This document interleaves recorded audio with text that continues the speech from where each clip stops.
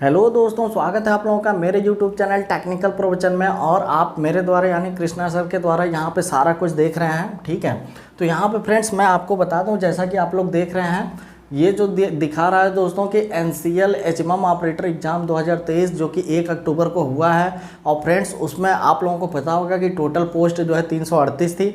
तो फ्रेंड्स यहाँ पे हम लोग देखेंगे कि 5 अक्टूबर को आंसर की जारी हो चुका है NCL HMM ऑपरेटर का। और बहुत सारे कैंडिडेट्स के मार्क्स जो है दोस्तों यहाँ पे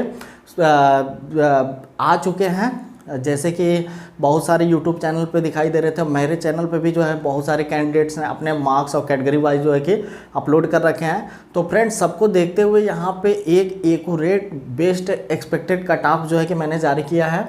और फ्रेंड्स यहाँ पे सारी कुछ चीज़ें बात करेंगे। बाकी नेक्स्ट आपका क्या होने वाला है, रिक्रूटमेंट प्रोसेस कब तक रिजल्ट आ जाएगा, उसके आगे की क्या प्रक्रिया होगी और फाइनल ज्वाइनिंग कब तक मिलेगी, ये सारी चीज़ जो है कि मैं आपको बिल्कुल एग्जैक्ट बताने वाला हूँ। ठीक है, तो फ्रेंड्स यहाँ पे ज़्यादा देर ना करते हुए हम लोग सीधे चलेंगे अपने वीडियो पे।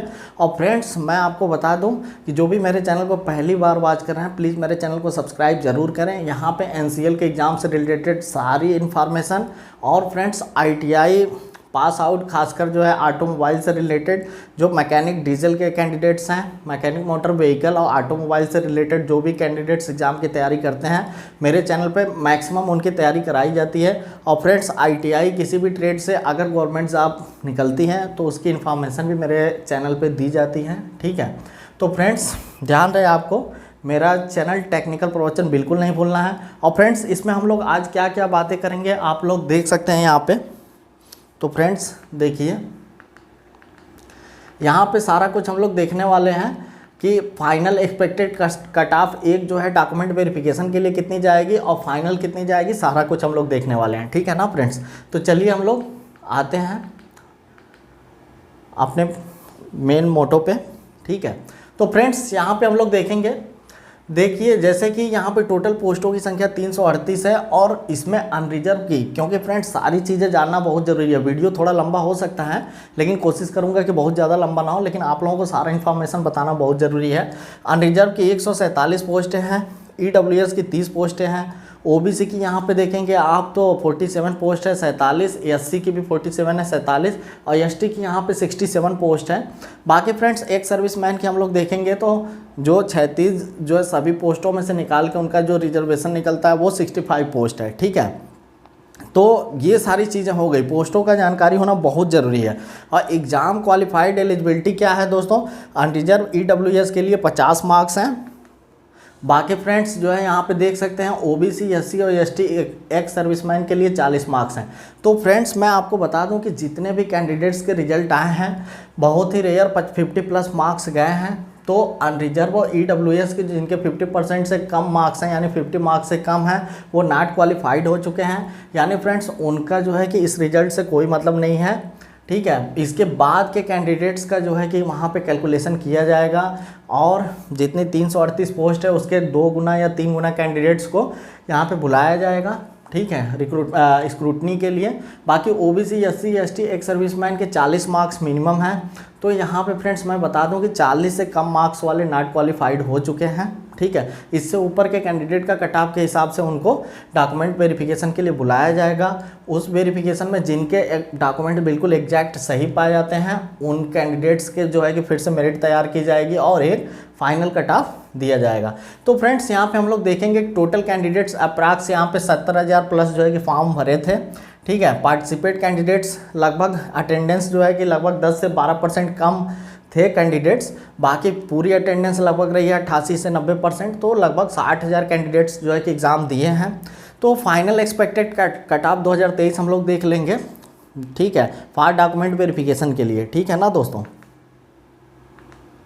तो यहाँ पे देखिए दोस्तों डॉक्यूमेंट वेरिफिकेशन के लिए कट ऑफ कितनी जाने वाली है, अनरिजर्व की 60 जाने वाली है, 60 या उससे ऊपर। EWS की दोस्तों जो 55 या उससे ऊपर होंगे उतनी जाएगी। OBC की दोस्तों 55 या उससे ऊपर जाएगी। SC कैंडिडेट के लिए 50 जाएगी। अब फ्रेंड्स यहाँ पे चलते हैं कि ऐसा क्यों हो रहा है। तो फ्रेंड्स देखिए माइनस मार्किंग था नहीं, कैंडिडेट्स की संख्या काफ़ी ज़्यादा है। अप्रॉक्स मान के चलिए एक 338 पोस्ट है आपकी, तो उस पर एक पोस्ट पे जो है दोस्तों 130-40 कैंडिडेट बैठ रहे हैं।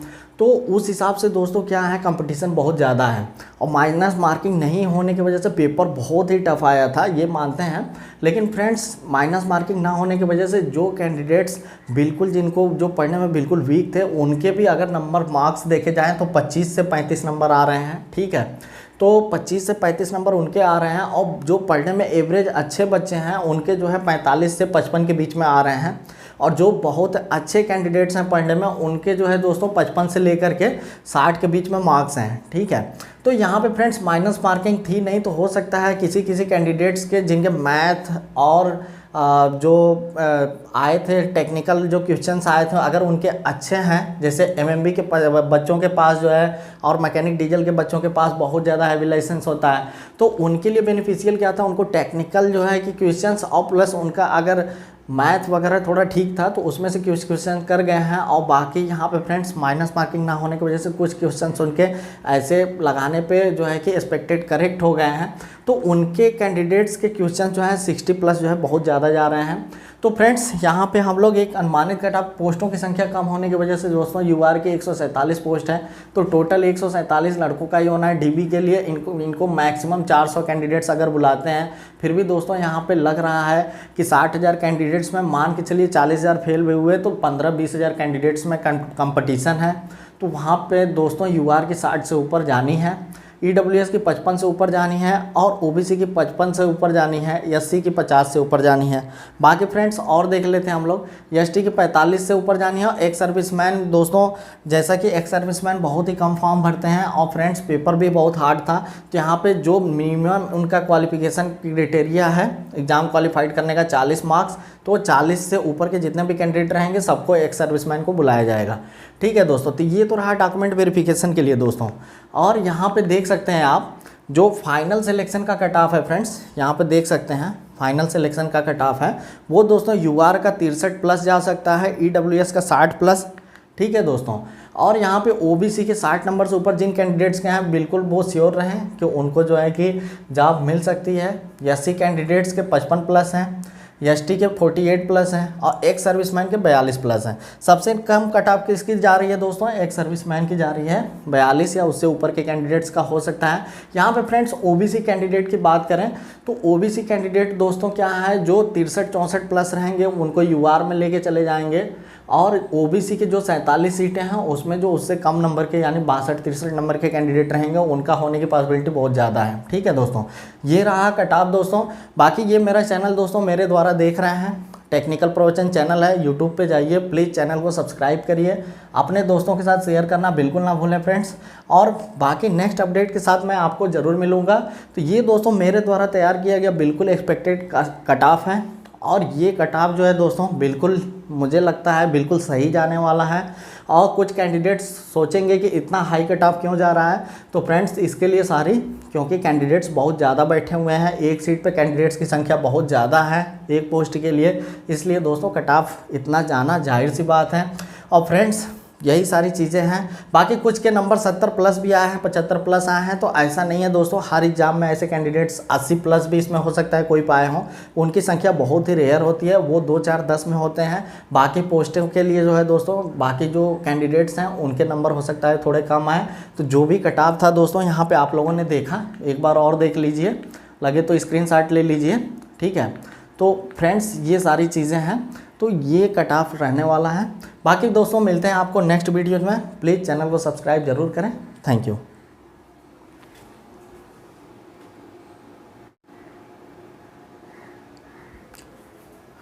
तो फ्रेंड्स जैसा कि हम लोग यहाँ पे देख रहे हैं कि आप लोगों को बता दें कि ये तो सारी चीज़ें हो गई, मेरिट कितनी जाएगी, कट ऑफ कितनी जाएगी, एक्सपेक्टेड कट ऑफ कितना रहेगा। फ्रेंड्स अब हम लोग बात करेंगे कि रिजल्ट कब तक आने वाला है। तो फ्रेंड्स जैसा कि आप लोग जानते हैं कि 8 तारीख तक एनसीएल ने क्या किया है, एक नोटिस जारी किया है कि 8 तारीख को आप 11:55 रात तक जो है जो भी क्वेश्चंस में डाउट आते हैं उनको आप जो है कि क्लेम कर सकते हैं, रेज कर सकते हैं उन क्वेश्चन को। तो फ्रेंड्स यहाँ पे 8 तारीख को ये सारी प्रक्रिया जब पूर्ण होगी तो 9 तारीख को आपको हो सकता है कि एक फ़ाइनल कट ऑफ जारी हो, ठीक है फ्रेंड्स। 9 तारीख को एक फ़ाइनल जो है कि फाइनल कट ऑफ नहीं, 9 तारीख को फिर से एक फाइनल जो है कि आंसर की जैसे आपको सीट दी जाए, जैसे कि आपने अटेम्प्ट कौन सा किया था और उसका एक्चुअली में करेक्ट कौन सा आंसर होगा। या अगर ऐसा नहीं होता है 9 तारीख को तो उसके 2 से 3 दिन बाद, यानी फ्रेंड्स अधिकतम मैक्सिमम मुझे लगता है 12 अक्टूबर तक आपको जो है कि एक फाइनल जो है कि यहाँ पे कट ऑफ जारी करके और डॉक्यूमेंट वेरिफिकेशन के लिए वहाँ पे कैंडिडेट्स के एप्लीकेशन नंबर और रोल नंबर जो भी है वो सारा कुछ डिटेल्स देते हुए उनको वेरिफिकेशन के लिए बुलाया जाएगा।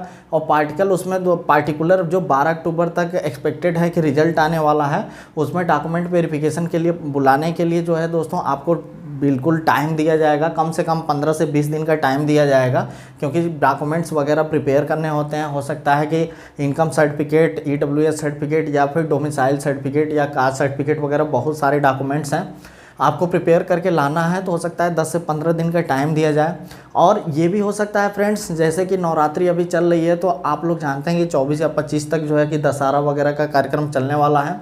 तो 23-24 तक बहुत सारा जो है कि यहाँ पे एक्टिविटीज़ होता है परियोजना स्तर पे, तो हो सकता है इंगेज्ड हो उसमें NCL। तो आपको हो सकता है कि 25 अक्टूबर के बाद जो है कि बुलाया जाए स्क्रूटनी के लिए। ठीक है फ्रेंड्स, तो मैं आपको बता दूं, जैसा कि मैंने यहाँ पे फ्रेंड्स आप लोग देख सकते हैं, जैसा कि यहाँ पे मैंने इसीलिए कट ऑफ जो है कि 2 तरह के कट ऑफ बताए थे। ठीक है ना फ्रेंड्स, यहाँ पे देखिए, ये देखिए दोस्तों डॉक्यूमेंट वेरिफिकेशन के लिए ये वाले कट ऑफ हैं। तो इसलिए मैंने बताया आपको कि जो 12 अक्टूबर को रिजल्ट जारी होगा तो उसमें दोस्तों आपको ऐसे कट ऑफ देखने को मिल सकते हैं। मेरे हिसाब से इतने होने चाहिए। ठीक है, और मैं उम्मीद करता हूँ कि बिल्कुल ऐसे ही जो ब्लू कलर के कट ऑफ दिख रहे हैं आपको ऐसे ही होने चाहिए डॉक्यूमेंट वेरिफिकेशन के लिए। और जब फाइनल वेरिफिकेशन होगा दोस्तों तो मैं आपको बता दूं कि इसमें बहुत सारे कैंडिडेट्स ऐसे हैं कि अब कहना यहाँ पे कुछ बुरा ना मानिएगा आप लोग, कुछ SC/ST कैंडिडेट हो गए या फिर ऐसे कुछ कैंडिडेट्स हो गए जिनके जो है कि फ़ीस वगैरह में कंसेशन था। तो यहाँ पे बिल्कुल दोस्तों गलत चीज़ें नहीं लेनी है। तो यहाँ पे फ्रेंड्स जैसे क्या है, अब जिनके 1180 रुपये लग रहे हैं दोस्तों, तो वो जानबूझ के उनके पास अगर पूरी योग्यता नहीं है, हैवी लाइसेंस नहीं है, तो कोई भी कैंडिडेट्स नहीं चाहेगा कि मेरे जो है कि पैसे नुकसान हो। तो यहाँ पे मैक्सिमम कैंडिडेट्स ने जो यहाँ पे जिनको फीस में जो है कंसेशन दिया गया था, वैसे कैंडिडेट्स ने हो सकता है कि जिनके पास 4 व्हीलर का लाइसेंस हो, उन्होंने भी जो है कि क्या आपके पास हैवी लाइसेंस है ऑप्शन में जाके यस करके और जो है कि यहाँ पे फॉर्म अप्लाई किए हों और नज़दीकी सेंटर गया हो, तो हो सकता है कि ये कैंडिडेट्स लोग जो पढ़ने में अच्छे थे जाके एग्ज़ाम दिए हों। लेकिन फ्रेंड्स ऐसे लोगों का स्क्रूटनी अगर होता है, DB होता है, तो पूरी की पूरी जो है यहाँ पे निश्चित तौर पे जो कैंडिडेट, जिन कैंडिडेट्स के पास, जरूरी नहीं कि SC/ST कैंडिडेट्स, ऐसा नहीं है, बहुत सारे कैंडिडेट्स अनरिजर्व और OBC के भी हैं जिन्होंने 4 व्हीलर लाइसेंस होते हुए और जो है कि अप्लाई कर दिए होंगे। उन कैंडिडेट्स की स्क्रूटनी में दोस्तों हैवी लाइसेंस अगर ज़रा से भी उसमें कुछ नहीं होगा, तुरंत का होगा, जो नोटिफिकेशन जारी हुआ था उसके बाद का जारी लाइसेंस होगा या फिर जो है कि लाइट लाइसेंस होगा, ऐसे कैंडिडेट्स को बिल्कुल जो है कि स्क्रूटनी से बाहर किया जाएगा। तो हो सकता है मेरिट पे उससे भी असर पड़े। ठीक है फ्रेंड्स, तो ये सारी चीज़ें हो सकता है कुछ कैंडिडेट्स के पास ज़रूरी इसेंशियल जो डॉक्यूमेंट्स होते हैं वो ना रहें। तो ये जो एक्सपेक्टेड कट ऑफ है दोस्तों, बाद वाली जो यहाँ पे देख सकते हैं आप लोग, cut off for final selection के लिए जो कट ऑफ है UR की, वहाँ पे 60 दिखाए थे, यहाँ पे 63 दिख रहा है।